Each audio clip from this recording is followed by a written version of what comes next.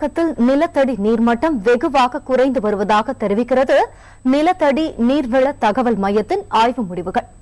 தனிப்பட்ட லாப நோக்கிற்காக அதிக அளவிலான நிலத்தடி நீர் உறிஞ்சப்படுவதே நீர்மட்டம் குறைந்து வருவதற்கு முக்கிய காரணம் என்கின்றனர் நிபுணர்கள். நிலத்தடி நீர்மட்டம் குறைந்து வருவதால் தமிழகம் எதிர்நோக்கியுள்ள ஆபத்துகள் குறித்து அலசுகிறது இந்த செய்தி தொகுப்பு. தமிழக பொதுப்பணித்துறையின் கீழ் இயங்கி வரும் நிலத்தடி நீர்வள தகவல் மையம் ஒவ்வொரு மாதமும் மாநிலம் முழுவதும் நிலத்தடி நீர்மட்டம் குறித்து ஆய்வு மேற்கொண்டு வருகிறது. சமீபத்திய ஆய்வின்படி மதுரை, கோவை, திருப்பூர், நாமக்கல் மற்றும் பெரம்பலூர் உள்ளிட்ட மாவட்டங்களில் நிலத்தடி நீர்மட்டம் கணிசமாக குறைந்து வருவது தெரியவந்துள்ளது. கடந்த 2011ஆம் ஆண்டு டிசம்பர் மாதத்தில் எடுக்கப்பட்ட அளவீடுகளின்படி மதுரை மாவட்டத்தின் தரைமட்டத்தில் இருந்து 3.29 மீட்டர் கீழ் இருந்த நீர்மட்டம் தற்போது மேலும் 4 மீட்டருக்கும் அதிகமாக குறைந்திருப்பது கண்டுபிடிக்கப்பட்டுள்ளது. திருப்பூர் மாவட்டத்தில் 7.57 மீட்டராக இருந்த நீர்மட்டம் 4.20 மீட்டர் குறைந்து தற்போது 11.77 மீட்டருக்கு கீழ் சென்றுவிட்டது. பெரம்பலூரில் தரைமட்டத்தில் இருந்து 4.55 மீட்டர் கீழ் இருந்த நிலத்தடி நீர்மட்டம் ஓராண்டில் 4.02 மீட்டர் குறைந்து தற்போது 8.57 மீட்டர் ஆழத்திற்கு சென்றுவிட்டது. கோவை மாவட்டத்தை பொறுத்தவரை 7 மீட்டர் ஆழத்தில் இருந்த நிலத்தடி நீரானது தற்போது 3 மீட்டர் வரை குறைந்து 10 மீட்டர் ஆழத்திற்கு சென்றுவிட்டது. திண்டுக்கல் மாவட்டத்தின் நிலத்தடி நீர்மட்டம் 4 மீட்டர் என்ற அளவில் இருந்து மேலும் 4 மீட்டர் குறைந்து தற்போது தரைமட்டத்தில் இருந்து 8 மீட்டர் அளவில் உள்ளது. சென்னை நகரை பொறுத்தவரை 2011ஆம் ஆண்டு அளவீட்டில் 2.47 மீட்டர் அளவில் இருந்த நீர்மட்டம் 1 மீட்டருக்கும் அதிகமாக குறைந்து 3.51 மீட்டருக்கு கீழ் இறங்கியுள்ளது.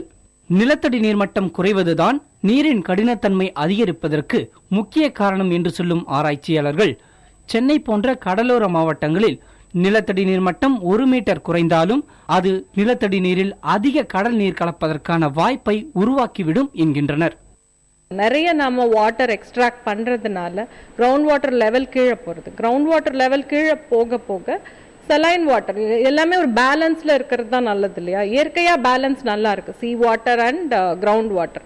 ஸோ நம்ம ஓவர் அப்ஸ்ட்ராக்ஷன் பண்றதுனால கிரவுண்ட் வாட்டர் லெவல் கீழே போக போக இயற்கையாவே ஸோ சால்ட் வாட்டர் இன்னும் இன்க்ளூட் ஆகுது. ஸோ இப்போ சென்னையிலலாம் பார்த்தீங்கன்னா திருவான்மையூர், அடையார், இந்த பெசன் நகர் இந்த ஏரியாலாம் உப்பு தண்ணி இருக்கு. இப்போ இன்னும் இன்டீரியரா வர ஆரம்பிச்சிருச்சு.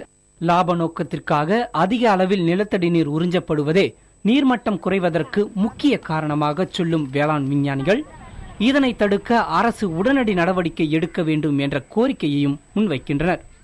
வாட்டர் பிரைசிங்ன்றது ரொம்ப இம்பார்ட்டண்ட்டாக ஒரு சூழ்நிலை வந்துட்டோம். இவ்வளோ நாள் அது ஒரு இம்பார்ட்டன்ட் கம்யூனல் ரிசோர்ஸாக பொது சொத்தாக தான் இருந்தது.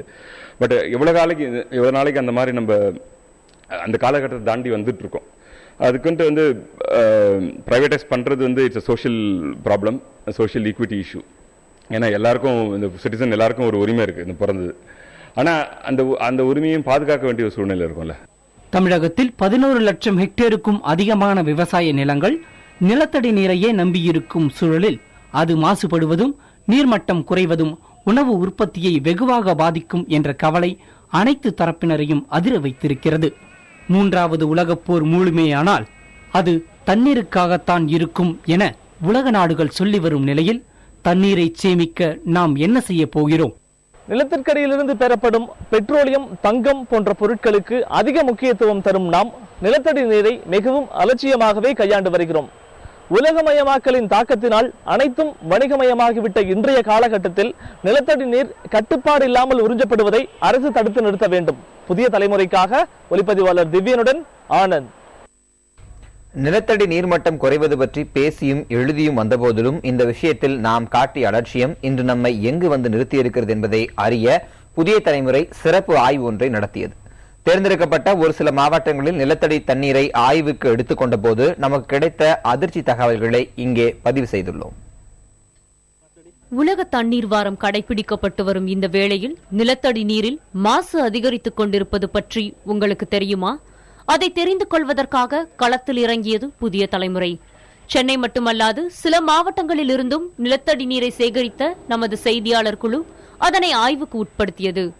சென்னை துறைப்பாக்கம் பகுதியில் எடுக்கப்பட்ட 1 லிட்டர் தண்ணீரில் 1000 மில்லிகிராம் மட்டுமே இருக்க வேண்டிய குளோரைடின் அளவு 10 மடங்கு அதிகரித்து 10,400 மில்லிகிராமாக இருந்தது. இங்குள்ள நிலத்தடி நீரில் குறைந்த அளவு இருக்க வேண்டிய சல்பேட்டின் அளவும் 17 மடங்குகள் அதிகரித்து இருந்தது. மேலும் இந்த தண்ணீரில் அதிகபட்சம் 2000 மில்லிகிராம் மட்டுமே இருக்க வேண்டிய கலக்கப்பட்ட திடப்பொருட்கள் 22,080 மில்லிகிராமாக உள்ளது. மொத்தத்தில் இங்குள்ள நிலத்தடி நீர் அதிக தாதுக்கள் நிறைந்து குடிக்கும் தரத்தை இழந்துவிட்டது என்பதே நமது ஆய்வின் முடிவில் கிடைத்த தகவல். இது இவ்வாறு இருக்க வடசென்னை பகுதியில் எடுக்கப்பட்ட நிலத்தடி நீரில் சுற்றுச்சூழலை பெரிதும் பாதிக்கக்கூடிய நைட்ரஜன் இருப்பது உறுதி செய்யப்பட்டுள்ளது. பெட்ரோல் பைப்லைன்களில் ஏற்படும் கசிவே இதற்கு காரணமாக சொல்லப்படுகிறது. சென்னையில் ஓரளவு ஆறுதல் அளித்தது மத்திய சென்னையின் நிலத்தடி நீர்தான். காரணம், இங்கு கிடைத்த தண்ணீரை சுத்திகரித்து பயன்படுத்தலாம் என்று தெரிவிக்கப்பட்டிருப்பதுதான். என்றாலும் இப்பகுதியில் பெருகி வரும் வாகன பழுது நீக்கும் மையங்களால் இது தொடர்ந்து நீடிக்குமா என்பது சந்தேகம்தான். குழாயிலிருந்து மஞ்சள் நிறத்தில் வரும் இந்த திரவம் தமிழகத்தின் மத்தியில் அமைந்துள்ள காவிரி கரை நகரமான திருச்சியில் நாம் சேகரித்த நிலத்தடி நீர்தான். இந்த நீர் கலங்கிய நிலையில் இருப்பதோடு ஒருவித துர்நாற்றத்துடனும் இருந்தது பல சந்தேகங்களை நமக்கு எழுப்பியது. அதனை ஆய்வுக்கு உட்படுத்திய போது அதில் இரும்பு தாதுக்கள் 20 மடங்கு அதிகமாகவும் தண்ணீர் 15 மடங்கு அதிகம் கலங்கி இருந்ததும் தெரியவந்தது. இந்த தண்ணீர் மனித பயன்பாட்டிற்கு மட்டுமல்ல, விவசாயத்திற்கும் தகுந்ததல்ல என்பதுதான் ஆய்வு சொல்லும் இறுதி முடிவு. தொழில் நகரமான திருப்பூரில் நாம் சேகரித்த நிலத்தடி நீர் வேறு பல கோணங்களில் தரமிழந்திருந்தது. குடித்தண்ணீரில் இருக்க வேண்டிய கனிம தாதுக்கள் இங்குள்ள தண்ணீரில் மிக குறைந்த அளவிலேயே இருப்பதால் இது போதிய சத்துக்கள் இல்லாமல் உள்ளது. மேலும் இங்கு அதிகரித்து வரும் சாய ஆலை கழிவுகள் நீரின் தரத்திற்கு அச்சுறுத்தலாகவே உள்ளது. ராமநாதபுரம், தூத்துக்குடி, திருநெல்வேலி, கன்னியாகுமரி உள்ளிட்ட தென் தமிழக பகுதியில் நிலத்தடி நீரில் நைட்ரேட் அளவு அதிக அளவில் உள்ளதும், மேலும் ராமநாதபுரம் மற்றும் தூத்துக்குடியில் நிலத்தடி நீர் முழுமையாகவே மாசடைந்திருப்பதும் நாம் மேற்கொண்ட ஆய்வின் இறுதியில் தெரியவந்தது. புதிய தலைமுறைக்காக ஆனந்த் மற்றும் லிட்வின் சௌந்தர்யா.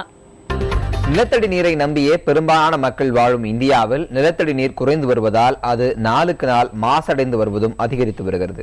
இது ஒருபுறம் இருக்க, இதே நிலத்தடி நீரை கொண்டு ஒரு கிராமம் முழுவதும் தங்களுக்கான தண்ணீர் தேவையை நிறைவு செய்து கொள்கிறது. அது எப்படி என்பதை இனி பார்க்கலாம்.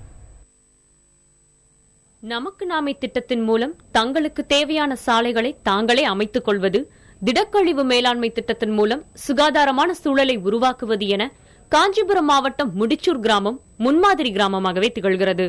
கிராமத்தின் தேவைகளுக்கான வருவாயை பெருக்குவதோடு சுத்தமான குடிநீரின் முக்கியத்துவத்தை உணர்ந்த போதுதான் ஊராட்சி நிர்வாகிகள் இந்த முயற்சியில் இறங்கினர். இது வந்து பார்த்தீங்கன்னா பேஸ்ட் ஆன் த சர்வே 2011 ஆகஸ்ட்ல வந்து சர்வே எடுத்தாங்க.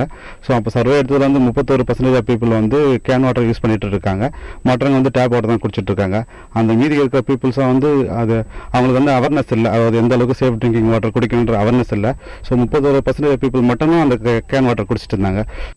கிராம தன்னிறைவு திட்டத்தின் கீழ் தனியார் தொண்டு நிறுவனத்தின் உதவியோடு 40 லட்சம் ரூபாய் மதிப்பீட்டில் நிலத்தடி நீர் சுத்திகரிப்பு நிலையம் அமைக்கப்பட்டுள்ளது. ஏரிக்கு அருகிலேயே கிணறு ஒன்று வெட்டப்பட்டு அதிலிருந்து நீர் இறைக்கப்படுகிறது. இந்த நீர் இரட்டை மீடியா பில்டர், நுண்வடிகட்டி, உயர் அழுத்த பம்ப், எதிர் சவ்வூடு பரவல், புற ஊதா மாசு நீக்கும் முறை என பல படிகளில் சுத்திகரிக்கப்பட்டு சுத்திகரிப்பு நிலையத்தில் சேமிக்கப்படுகிறது. இங்கிருந்து 1 மணி நேரத்திற்கு 4000 லிட்டர் தண்ணீர் சுத்திகரிக்கப்பட்டு மக்கள் எளிதாக பயன்படுத்தக்கூடிய வகையில் குழாயுடன் கூடிய கேன்களில் விநியோகிக்கப்படுகிறது. இன்னைக்கு வந்து பல துறையிலேருந்து தண்ணீர் கிடைத்தாலும் அது வந்து எந்த அளவுக்கு தூய்மை செய்கிறாங்கன்றதுலாம் கொஞ்சம் கேள்விக்குறியா இருக்கு. ஆனால் இந்த திட்டத்தில் பொறுத்தவரையிலையும் அவங்களுக்கு ஒரு திறந்த வெளி இதில் இருக்க மாதிரி ஒரு நம்பிக்கை பெற்றிருக்கிறாங்க. அலைபேசியில் தொடர்பு கொண்டால் போதும், பாதுகாப்பான குடிநீர் ஊராட்சியின் மூலமே வீடு தேடி வந்துவிடும். தற்போது சிறிய அளவில் தொடங்கப்பட்டுள்ள இந்த திட்டம் விரைவில் மொத்தமுள்ள 12 வார்டுகளுக்கும் விரிவுபடுத்தப்படும் என்கின்றார் ஊராட்சி மன்ற தலைவர். நீர் இறைப்பது முதல் விநியோகம் வரை அனைத்து கட்டங்களிலும் இந்த ஊர் மக்களே பணி செய்வது இதன் கூடுதல் சிறப்பு. கேன் வாட்டர் போது வெளியில வாங்குறோம், ஏதோ தெரியாம குடிக்கிறோம். ஆனா இங்க வந்தோடனே எல்லாமே பாதுகாப்பா சுத்திகரிக்கப்பட்டு கைக்கு கண்ணுக்கு நேரவே எல்லாமே பார்த்து நாங்களே கேன்லாம் வாஷ் பண்ணி தண்ணி பிடிச்சி பாதுகாப்பாகவும் எல்லாருக்கும் அனுப்புறோம். அதே சமயத்தில் அந்த தண்ணி நாங்களும் குடிக்கிறோம். ஊருக்குள்ளேயே அமைக்கப்பட்டுள்ள இந்த சுத்திகரிப்பு நிலையத்தின் மீது நம்பிக்கை வைத்துள்ள இக்கிராம மக்கள் இந்த தண்ணீரை விரும்பி பயன்படுத்துகின்றனர். நான் 25 ரூபா கொடுத்து மினரல் வாட்டர் வாங்கிட்டு இருந்தேன். இப்போ நம்ம ஊராட்சியில் 12 ரூபாய் தண்ணி கொடுக்குறாங்க. 25 ரூபா கொடுத்து வாங்கினதோட 12 ரூபா தண்ணி ரொம்ப டேஸ்டா நல்லா இருக்கு. இப்போ அது 15 ரூபா நம்மளுக்கு சேவ் ஆகுது. அதனால இந்த ஊராட்சிக்கு நம்ம பைசா ஊராட்சிக்கே போறதுனால நமக்கே அது திரும்பி வருது. மேலும் ரிவர்ஸ் ஆஸ்மாசிஸ் எனப்படும் எதிர் சவ்வூடு பரவல் முறையில் கழிவாக வெளியேற்றப்படும் 1/3 பங்கு தண்ணீரையும் இவர்கள் விட்டு வைக்கவில்லை. அந்த வாட்டர் என்ன பண்ணுவோம் கேட்டீங்கன்னா அங்கே ஆர்கானிக் ஃபார்ம் வச்சிருக்கோம். ஆர்கானிக் ஃபார்ம்ஸ் கார்டனிங்ஸ் இருக்கு, வாழைத்தோப்புலாம் இருக்குங்க. ஸோ இந்த வாட்டர் ஆர்கானிக் ஃபார்ம்ஸ்க்கு யூஸ் பண்ணிட்டு இருக்கோம், ப்ளஸ் இந்த வாழைத்தோப்புக்காக யூஸ் பண்ணிட்டு இருக்கோம். ஸோ இந்த வேஸ்ட் வாட்டர்ல வரக்கூடிய, அதாவது இந்த காய்கறிகள் மூலியமாவோ இந்த பழங்கள் மூலியமா கூட வரக்கூடிய வருமானத்தை வச்சு இந்த பிளான்ட்டை ஆப்ரேஷன் செலவுக்காக மீட் அவுட் பண்ணலாம்னு இருக்கோம். தங்களுக்கு கிடைக்கும் நிலத்தடி நீரை முறையாக சுத்திகரித்து தங்களின் நீர் தேவைகளை பூர்த்தி செய்து கொள்ளும் முடிச்சூர் கிராமத்தை போல நிலத்தடி நீர் முற்றிலும் மாசுபட்டிருப்பதாக கூறப்படும் ராமநாதபுரம், தூத்துக்குடி மாவட்ட மக்களும் இதுபோன்ற திட்டங்களை செயல்படுத்தினால் நிலத்தடி நீரை பாதுகாக்க முடியும் என்பதில் ஐயமில்லை. புதிய தலைமுறைக்காக ஒளிப்பதிவாளர் ஏர்னஸ்டுடன் லிட்வின் சௌந்தர்யா. நிலத்தடி நீர் மாசடையாமல் தடுப்பதற்கு மேற்கொள்ள வேண்டிய நடவடிக்கைகள் என்ன என்பது குறித்து சென்னை வளர்ச்சி ஆராய்ச்சி நிறுவனத்தின் பேராசிரியர் ஜனகராஜனுடன் நமது செய்தியாளர் ஆனந்த் நடத்திய நேர்காணலை அடுத்து காணலாம். நிலத்தடி நீர்வளம் தொடர்ந்து மாசடைந்து வரும் நிலையில் அதனை தடுப்பதற்காக என்னென்ன நடவடிக்கைகள் எடுக்க வேண்டும் என்பது குறித்து சென்னை வளர்ச்சி ஆராய்ச்சி நிறுவனத்தின் பேராசிரியர் திரு ஜனகராஜன் அவர்களிடம் கேட்போம். வணக்கம் சார். இப்போ நிலத்தடி நீர் மாசுபாட்டை தடுப்பதற்காக என்னென்ன நடவடிக்கைகள் எடுக்கணும் சார்? நிலத்தடி நீர் தமிழ்நாட்டு முழுக்க, இந்தியா முழுக்க அதிகமாக மாசடைந்து கொண்டிருக்கிறது என்பதில் எந்த விதமான மாற்று கருத்தும் இருக்க முடியாது. இதற்கு 3 முக்கியமான காரணங்களை சொல்லலாம். முக்கியமான காரணம் தொழிற்சாலைகளிலிருந்தும் நகரங்களிலிருந்தும் இருக்கின்ற கழிவுகள் முழுக்க ஆறுகளிலும் குளங்களிலும் ஏரிகளிலும் சேர்ந்து அதற்கு பிறகு நிலத்தடியில் ஊறி நிலத்தடி நீர் மிக அதிகமாக மாசுபட்டு இருக்கிறது. இரண்டாவது முக்கியமான காரணம், முக்கியமாக கடல் ஓரங்களில் அதிகமாக நீர் உருகுவதால் கடல் தண்ணீர் உள்ளே அதனால் தண்ணீர் குவாலிட்டி அதிகமாக பாதிக்கப்பட்டிருக்கிறது. மூன்றாவது அதிகமான தண்ணீரை போட்டி போட்டுக்கொண்டு நிலத்தடி நீரை நாம் உறிஞ்சு கொண்டிருக்கிறோம். இவ்வாறு உறிஞ்சு கொண்டிருக்கும் போது இயற்கையாகவே அந்த நிலத்தடி நீரின் வளமும் அதனுடைய குணமும் மாறுபட்டு நமக்கு மிகுந்த வருத்தத்தை கொடுத்து கொண்டிருக்கிறது. இதனை தடுப்பதற்கு நாம் செய்ய வேண்டியது முக்கியமான காரணம் என்னவென்றால், அதிகமான அளவு நாம் எந்த அளவுக்கு தண்ணீரை உறிஞ்சுகின்றோமோ அந்த அளவுக்கு நாம் தண்ணீரை மறுபடியும் நிலத்திற்குள் செலுத்த வேண்டும். மாசுபடுவதற்கு முக்கியமான காரணங்களான தொழிற்சாலைகளும் நகர கழிவுகளும் நிலத்தடி நீர் சேராமல் தடுப்பதற்கு நாம் முயற்சிகள் எடுக்க வேண்டும். எந்த அளவுக்கு இந்த முயற்சிகளை நாம் எடுக்கிறோமோ அந்த அளவுக்கு நிலத்தடி நீரின் வளத்தை பாதுகாக்க முடியும்.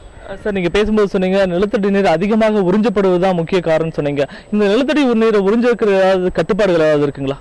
இதுவரைக்கும் நிலத்தடி நீரை உறிஞ்சுவதற்கு எந்த விதமான கட்டுப்பாடும் இல்லை. உங்களுக்கு ஒரு குறிப்பிட்ட அளவு நிலம் இருந்தால், 1 ஏக்கரோ 1/2 ஏக்கர் நிலம் வைத்திருந்தால் போதும், நீங்கள் ஒரு ஆழ்துளை கிணறு போட்டு எவ்வளவு தண்ணீர் வேணும் நீங்கள் உறிஞ்சு கொண்டிருக்கலாம். இதற்காக இதுவரைக்கும் நமக்கு எந்த விதமான ஒரு சட்டமோ ஒரு ரெகுலேஷன் வரைக்கும் வந்ததில்லை. 2003 கிரவுண்ட் வாட்டர் மாடல் பில், அது மாடல் பில் என்ற அளவில் தான் இருக்கின்றதை தவிர எந்த ஒரு மாநில அரசாங்கமும் இதுவரைக்கும் கிரவுண்ட் வாட்டர் ரெகுலேஷனை பற்றி ஒரு ஆக்ட் வரைக்கும் கொண்டு வரவில்லை.